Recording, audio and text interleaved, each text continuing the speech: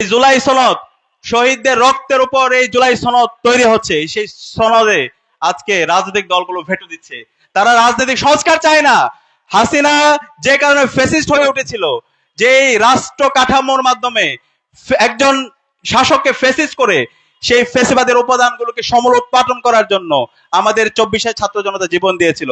কিন্তু আজকে রাজনৈতিক দল তারা এই ফ্যাসিবাদের উপাদানগুলোকে দূর করার জন্য তারা যেভাবে সহযোগিতা করা দরকার তারা সহযোগিতা না করে বরং তারা ফ্যাসিবাদের ভাষায় কথা বলছে। রাষ্ট্র সংস্কারের পথে যারা বাধা তৈরি করছে তাদেরকে চিহ্নিত করতে হবে, তাদেরকে আসন্ন আমাদের নির্বাচনে তাদের বিরুদ্ধে আমাদের অবস্থান নিতে হবে। আপনারা কি একমত আছেন? ইনশাআল্লাহ আমি সবাইকে আহ্বান করবো, আবারও আহ্বান করব, এখানকার বিশাল ছাত্র জমায়েতে যারা উপস্থিত আছেন, মুরব্বীরা উপস্থিত আছেন, শ্রমিকরা উপস্থিত আছেন, আমাদের মা খালারা উপস্থিত আছেন, আমাদের এই নির্বাচনে ইনসাফের পক্ষে আমাদেরকে ক্যাম্পেইন করতে হবে। আপনারা কে কে করবেন? হাত তোলেন। ইনশাআল্লাহ আমাদের এই বাংলাদেশে এই জুলাই বিপ্লবে আমাদের যে 2000 ভাই বোন জীবন দিয়েছে তারা একটি বৈষম্য ইনসাফ ভিত্তিক বাংলাদেশ নির্মাণ করার জন্য ইনশাআল্লাহ এই বাংলাদেশে, এই নতুন বাংলাদেশে ইনসাফের বিজয় হবে।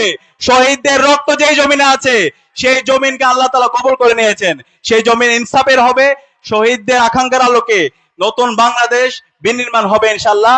এবং এই শহীদদের আকাঙ্ক্ষার আলোকে নতুন বাংলাদেশ বিনির্মাণ করার জন্য আপনাদের এই অঞ্চলের মাটি ও মানুষের নেতা, অবিসংবাদিত নেতা অধ্যাপক মিয়া গোলাম পরোয়ার ভাইকে আপনাদের প্রতিনিধি হিসাবে সারা বাংলাদেশে সবচেয়ে বেশি ভোট পেয়ে তাকে নির্বাচিত করার জন্য আপনাদের সবাইকে ঐক্যবদ্ধভাবে কাজ করে যেতে হবে।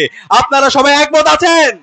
ইনশাআল্লাহ আমি বিশ্বাস করি অধ্যাপক মিয়া গোলাম পরোয়ারের নেতৃত্বে এই খুলনার ডুমুরিয়া এবং ফুলতলা সারা বাংলাদেশে একটা এক্সাম্পল সেট করবে, যেটার উপর ভিত্তি করে আগামীর শহীদদের আকাঙ্ক্ষার আলোকে বৈষম্যহীন ইনসাফ ভিত্তিক বাংলাদেশ বিনির্মাণ হবে।